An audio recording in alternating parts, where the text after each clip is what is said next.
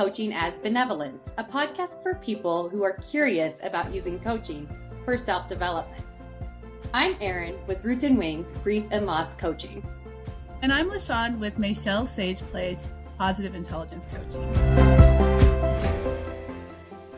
Okay, we've made it to the end of season 3. I can't believe we've had 3 seasons of our podcast together. LShawn and I launched our podcast Coaching as Benevolence a year ago. So not only are we celebrating the end of season 3, we're also celebrating all of our growth and our time spent together and what we've shared over the course of the past year amidst a lot of different changing dynamics and different life situations. So I just feel a lot of gratitude going into the end of season 3 and thinking about where we're headed for season 4. We've talked about in past season recaps how it's been a labor of love, how this is definitely a kind of reflection with love when we get to the end of the season on the podcast episodes that we have really found have come from not only our minds and our hearts, but something deeper as well. So I'm going to send it over to LShawn. And LShawn, why don't you share with us what your favorite podcast episode is from season 3 and why? Okay, well, that's really difficult to answer because I have so many that I really enjoyed. But I have to say, and this is from a personal point of view, the Navigating Grief episode, I think, is my favorite because it was a great way for our listeners and also for me personally to get coached through the grieving process. And it was a very new and shocking news that I received about my friend that I had been friends with for 10 years. We met in Japan and I got the news, I think the weekend before we recorded. It was quite recent. It was very close to when we recorded. So it was very raw and new. And I was in shock. And Eryn, you did such a great job of holding space for that. I remember in the conversation getting clarity over, what I was going through. And I also want to say that after the episode, it allowed me to really understand and accept what it was like to be in shock. And over the course of the grieving process, like I'm still in the grieving process because it was quite new. I believe it was in, I want to say September, October-ish. And it was really shocking because he was young and he was also very healthy. And he was the type of person who was always going and doing and active. For him to die of a heart attack, it just seemed so bizarre to me because he's such a healthy man. And over the weeks and months of going through the grieving process, I would have to say that episode, Navigating Grief, really helped set the tone for a healthier grieving process for me. Because normally what I do when I grieve is I have a story I tell myself. My story is that the people that pass on or the people that I lose in death are not really lost, that I feel like their energy is still with me. And I have this exercise that I go through where I just keep bringing up the things that I remember about them, their voice or the way I felt around them or advice they would give me. And I bring it up again. So I feel like they're still with me. And I think that really helped with this new grieving process that I was going through with my friend that I lost, using that and also the knowledge and the clarity that you helped me get through the episode, Eryn. And it was really cool to see you in action as a grief coach in action. And I wonder how the listeners felt kind of going along with us in the grief process. It was a very raw and real and spontaneous grief session, I would say group coaching session. And I'd love to hear what your thoughts are, Eryn, on that episode. Yeah, well, thank you for revisiting that and, opening back up some of that heartache too, right? That was a unexpected death loss. So, my heart is still with you in that piece, but also appreciate what you've said about the episode. And I like that it was very raw and us just being genuine with ourselves, our me kind of on the coaching side, the work that I do is in how I approach that work, and you with the true grief that you were feeling and being able to share that with the public. And that is transformative in so many ways, because when we can hear people's grief stories and recognize the hardship within those, and even some of the beauty within those, and I think it really makes a difference to not feel so alone. So I appreciate you sharing in that episode so fully, and looking to the future, looking to season 4, I think we'll continue to have different aspects of grief that we bring back into the conversation. So it'll be interesting to see you, LaShawn, with your story, how it keeps unfolding with, your grief needs, and what you may want and desire in the future as well. So thank you for sharing that vulnerable story and with us and with me. Kind of going back to like the favorite episode of season 3, I am struggling to pick. And for some reason, I don't think this is my favorite one, but I'm listening to my body. And we'll talk about that when we have a guest coming on here in the future in season 4 too. Yeah. It's about the summer episode, the one on the lessons of summer and coaching. And I think for me, the reason why that one stands out to me is because, especially in the grief world, the lessons of fall flow naturally all the time because it is such a metaphor for grief and loss. But to kind of dig into the lessons of summer in a way that's a little bit more buoyant and a little bit more lighthearted, that was interesting to me. And it really stood out to me to try to really recognize what I can carry over from the summer lessons into other parts of the year for myself. I think with the changing seasons, I often, and I think this is natural, let go of some of those pieces that were life-giving when in each season. And just reflecting back on the summer podcast episode in season 3, it just helps me to recognize that I can embody some of those aspects and move forward with some of those summer lessons, and really thinking of like that childlike joy or the kind of way the weather and the sunlight are framed there. And summer's not my favorite season. So I think I'm being called in the moment to go back and listen to that episode again and really understand why it is that one is standing out to me the most, and what I want to do or, consider to carry forward some of the lessons of summer. LaShawn, we talked about the lessons of summer, we talked about the lessons of fall. So we brought the natural seasons much more forward into season 3. Does anything stand out for you with the kind of more seasonal episodes? Well, I think both lessons of summer and lessons of fall were really poignant episodes, although lessons of summer or fall didn't make my list of things that, when I was looking back at the season, although I thought all of the episodes were really good in their own right. But if I had to choose, they weren't the ones that I chose. But I do think that there is something to be said about looking at nature and looking at the seasons and seeing where aspects and characteristics of the seasons can be reflected in our own lives. And I think that when we look at the seasons and the things that we love about summer, the things that we love about fall, I think that's going to give us some information about what we value, what feelings we value, playfulness, the idea of rest, the idea of reflection, which came up in the lessons of fall. And the lessons of summer, I mean, I just feel like, because right now in Colorado, it feels like winter is here. We had a little bit of snow. And as I was driving to Boulder, I saw, the foothills are just dusted with snow, and it's a beautiful sight. And, it was overcast and there was a little bit of snow in the morning.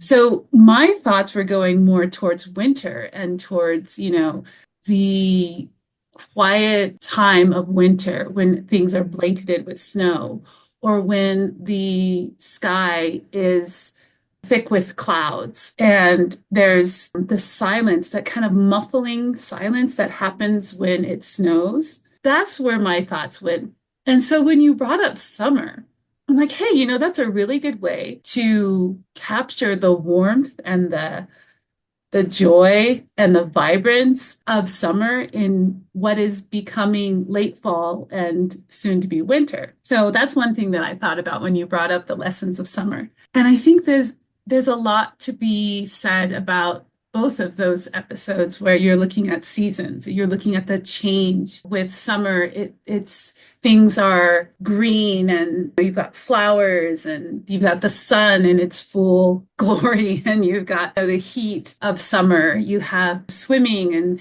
and things having to do with water in the summer. And in the fall, you have the brilliance of the fall colors. And we did talk a lot about the letting go that comes with fall. So I think there's a lot to be said about looking at the lessons of the seasons. It gives you a chance to do like an inventory of your values and also looking forward, how you'd like to integrate those things into your life. So I think there's a lot of value in that.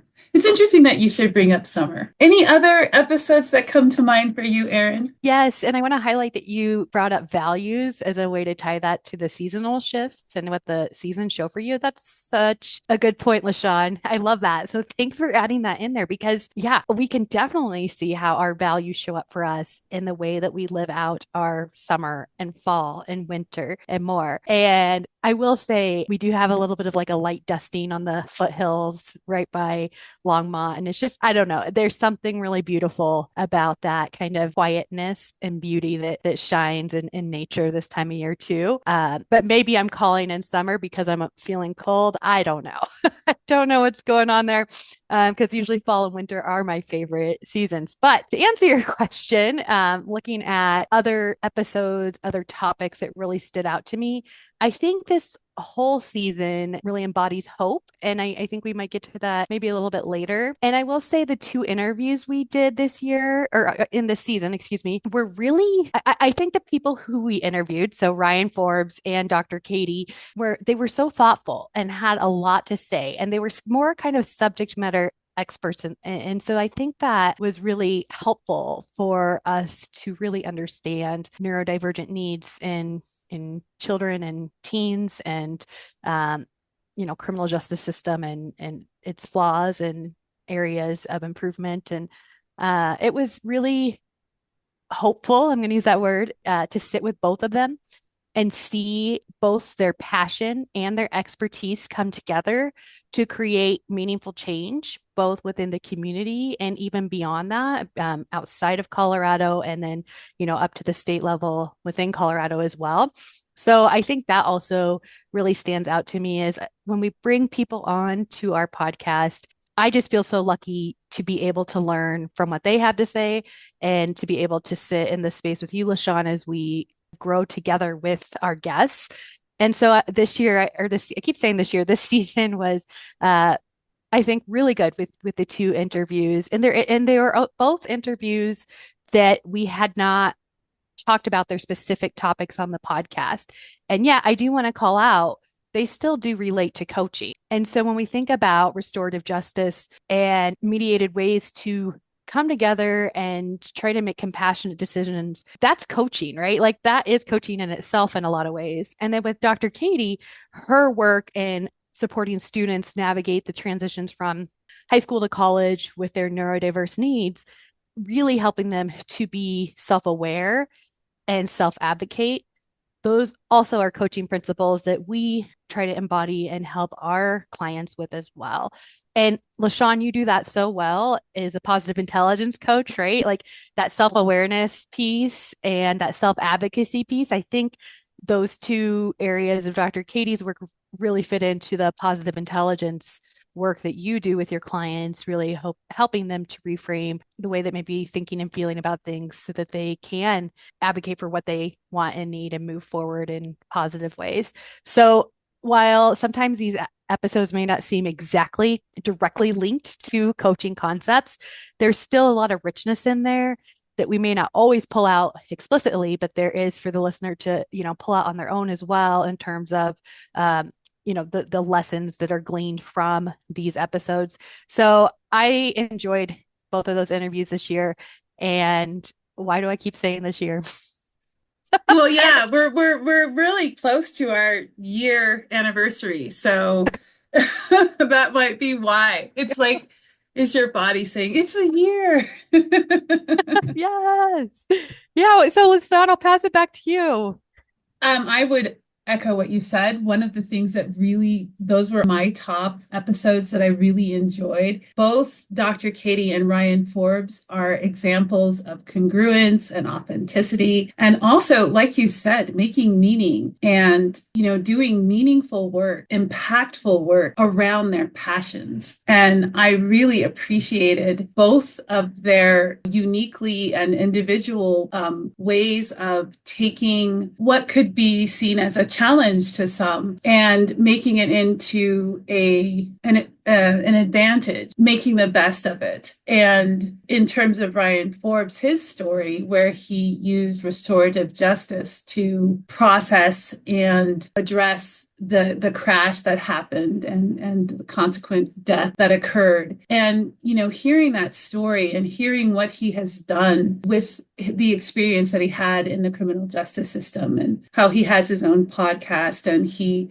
sees himself as a Lorax who speaks for people in the criminal justice system who don't have the voice and wanting to shed light on certain injustices and things that could be done differently in the justice system. And it really put restorative justice on my radar. And I continue to go back to how can I know more about restorative justice? And with Dr. Katie, her passion and her clarity and the way that she talked about her approach to supporting and consulting teenagers and their families that are they learn differently or they're neurodivergent. That really was something that I related to as a mother of two children who learn differently and who I will need to come up with strategies that are going to help them, that are going to be more effective for them. And just listening to Dr. Katie and her expertise and her passion and what she does for her clients really opened my eyes as a mother of children who learn differently to ways that I can support my children. And I'm hoping the same can be said for our listeners. And the more we know, I think that's the knowledge piece of coaching as well. We have self-knowledge, but also just knowledge of subject areas like restorative justice and consulting with educational consultancy and that kind of thing. Just having knowledge and expanding your knowledge does help to enrich your life. And that's what coaching is. We help to enrich our clients' lives. And part of that enrichment is knowledge, knowing thyself and also knowing other things as well. That I think is what to me stood out most for me about those two guest speakers. And looking forward, like looking at season 4, which is coming up after this season, one of the things, Eryn, that you brought up was hope. And I think there is a lot to be said about hope, and it's coming up in so many different episodes in this season. So when we are looking ahead, like our aspirations for season 4, is there anything that comes to mind for you, Eryn, about any aspirations for season 4? I mean, that's a great question. And I think we're just talking about interviews and we already have 2 interviews lined up for season 4. So we're really looking forward to those around the topics of family constellations and grief and men and grief, actually. So really excited to keep exploring those topics. And then just kind of being a part of the process and embracing whatever is going to show up for us and how that goes, I think is so important. I don't think I have a specific hope for an outcome, which I think is a really good growth for me, having had like achiever in my top 5 and sometimes being outcome oriented. I think I have a hope for our process that we continue this work consistently and show up authentically and continue to tackle more and more dynamic and challenging topics, which was one of our goals over this past year that we've really tried to do a little bit more of, especially in season 3. And we look forward to embracing like the unknown in terms of additional people who we might bring on the podcast and just the hope of spreading ideas and thoughts and feelings that relate to personal development growth, as well as things that we can try to bring into our communities as well. So it's not just on the individual. My hope is that we continue that work and make positive impact. And I don't know what that looks like exactly. I don't know what the positive impact is or will be, but I'm going to sit in the trust of the process and really try to engage that with my hope for the upcoming year. LaShawn, what's your hope for this upcoming year for our podcast? I love that you focus on the process. I have to say that it really made me think about our 2 episodes about the growth zone. I was thinking, oh, look at Eryn, she's in the growth zone. she's she's totally okay with, the uncertainty. She's totally embracing process and not being too outcome focused. And I appreciate that. And that really helped me kind of let go of the pressure of wanting to expand our podcast more. I'm very proud of what we do here, and I love doing this podcast with you. And I love that we come up with so many different topics. And also we have had so many different guest speakers on our podcast over the past 3 seasons. And that was a surprise. And I was so excited that so many different people wanted to come onto our podcast and wanted to be interviewed and wanted to join this conversation.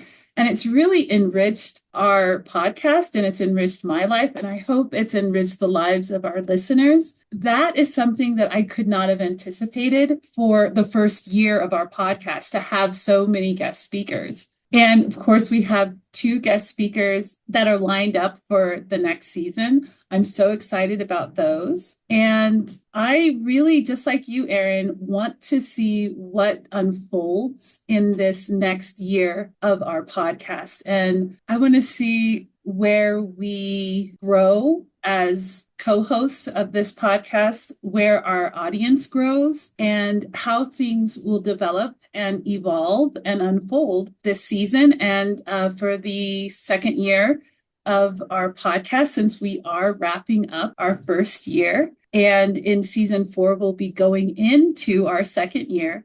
And I'm really excited about that, really hopeful to bring that word back, really hopeful about what our podcast can do and how we can make an impact. And I'm with you, Eryn. I don't know what that's going to look like, but I feel like we have such great topics and they're thought-provoking, they're eye-opening, they encourage growth, and they challenge in just the right way. And I think it would be just wonderful if we could have a greater reach. And I don't know how that's going to happen or how that's going to manifest, but I'm really excited to see where and how it does. Maybe that's also a call out. If anybody likes to market podcasts, let us know.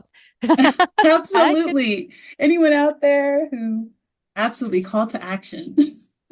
Spread the word. But I like how you framed how we have thought-provoking topics that both challenge and encourage. And again, encourage and challenge, those are 2 key words of what coaches training, initial training really holds that space for coaches to work on how we challenge and encourage individuals. So I appreciate you bringing up those 2 words here at the end as a way to kind of connect them back to hope as well.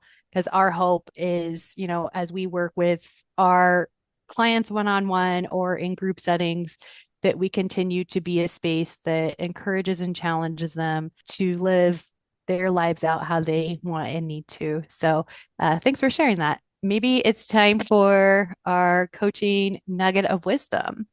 Totally sounds like that. Would you like to take that? The first one, or do you want me to go? If you have one, go ahead. Give me one moment and I might be able to come up with something. The first thing that comes to mind is just the knowledge piece that's come up, and with this guest speakers and how important it is to enrich our lives through knowledge. And one thing that didn't really come up, but I think that may be kind of underneath the discussion that we've had, is opening up and being willing to learn and being willing to be challenged. And in that, we can expand our knowledge, our horizons, and possibilities in our lives. So be open to new ideas, be open to knowledge. I like that a lot. The openness is so important and such a good reminder. I think going back to the word hope, this time of year is sometimes a good time of year to be thinking and feeling and planning for the upcoming year. And that can look different for so many people. But I think one unifying factor within that is hope and holding hope, being able to sit with the unknown and engage each day with self-encouragement and hope, I think is a nugget of wisdom that I'll impart that you take forward with you into the new year.